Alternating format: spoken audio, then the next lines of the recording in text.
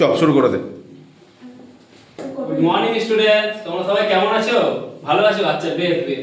আচ্ছা আজকে না আমরা একটা গল্পের মাধ্যমে একটা মজার অঙ্ক শিখবো, ঠিক আছে? তোমরা সবাই আগ্রহী তো? আচ্ছা বেশ। দেখো আজকে আমি যখন স্কুলে আসছি তখন হঠাৎ দেখি আমার একটা বন্ধু বাজারে কুল বেচতে যাচ্ছে। তো বন্ধুটা আমাকে বললো 4টে কুল নিয়ে যা, খাবি। আমি বললাম ঠিক আছে দে। তো এই কুলটা আমি স্কুলে নিয়ে এলাম, এটা দিয়ে একটা মজার অঙ্ক শিখবো বলে, ঠিক আছে? তাহলে দেখো আমরা এই কুল দিয়ে একটা মজার জিনিস শিখি, তোমরা সবাই ভালো করে লক্ষ্য করো, ঠিক আছে? আচ্ছা বন্ধুটা আমাকে কটা কুল দিয়েছিল? হ্যাঁ ঠিক বলেছে, 4টে। তাহলে দেখো আমি এগুলো এঁকে নিচ্ছি। ধরো এটা একটা কুল, ঠিক আছে?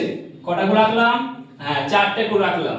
তাহলে দেখো এই 4টে কুল আমি যদি তোমাদের মধ্যে ভাগ করে দিতে চাই, তাহলে আমি দেখবো এই 4টে কুলকে আমরা কত জনের মধ্যে ভাগ করে দিতে পারছি, তাই না?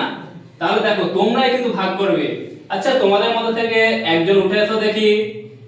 আচ্ছা সুজয় এসছো, বা ভেরি গুড। বলো তো সুজয়, এই 4টে কুলকে যদি আমরা ভাগ করতে যাই তোমাদের মধ্যে, তাহলে এই 4টে কুল সবচেয়ে বেশি কতজনের মধ্যে তুমি দিতে পারবে? দেখো তুমি দাও। হ্যাঁ সবাইকে দিয়েছে তো? কজনকে দিতে পারলে? 4 জনকে। হ্যাঁ ঠিক, ভেরি গুড। কটা করে পেয়েছে? একটা করে। তাহলে দেখো 4 জন কটা করে পেলো?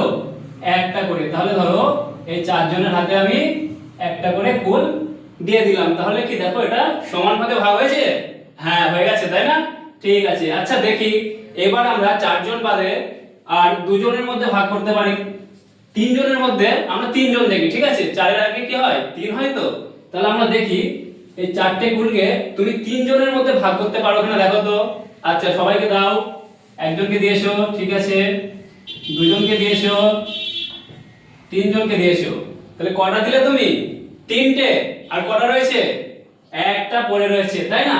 তাহলে দেখো এই 4টে কুল আমরা 3 জনের মধ্যে কি সমান ভাগে ভাগ করতে পারলাম? আবার বলো পারলাম? পারলাম না, তাই না? তাহলে কজনের মধ্যে হলো? কটা কটা বাড়তি থাকলো?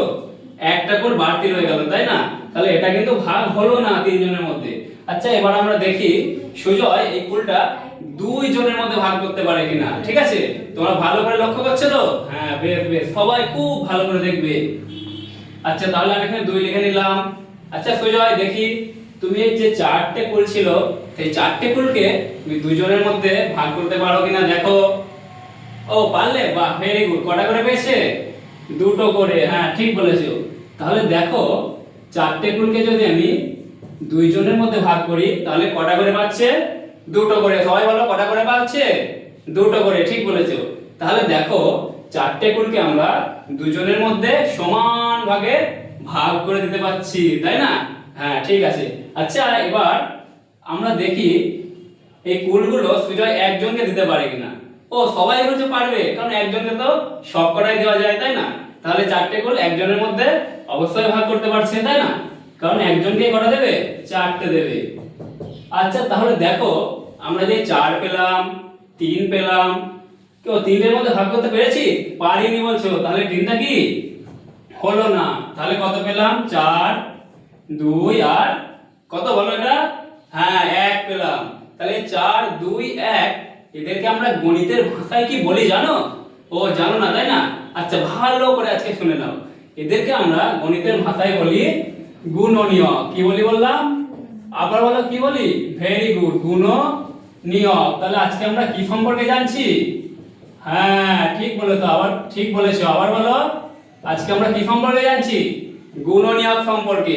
তাহলে দেখো গুণনীয়ক আমরা তখনই বলবো তাহলে একটা সংখ্যাকে আমরা যে যে সংখ্যা দিয়ে নিং শেষে ভাগ করতে পারি। তাহলে দেখো 4কে আমরা কত দিয়ে ভাগ করতে পেরেছি? 4 দিয়ে, 2 দিয়ে আর 1 দিয়ে। তাহলে 4, 2 আর 1 হলো 4 এর কি গুণনীয়ক। Very good. তাহলে দেখো আজকে আমরা গুণনীয়ক শিখলাম, তাই না? পরের দিন আমরা আরো অন্যান্য সংখ্যার গুণনীয়ক শিখবো, ঠিক আছে? তোমরা সবাই স্কুলে আসবে।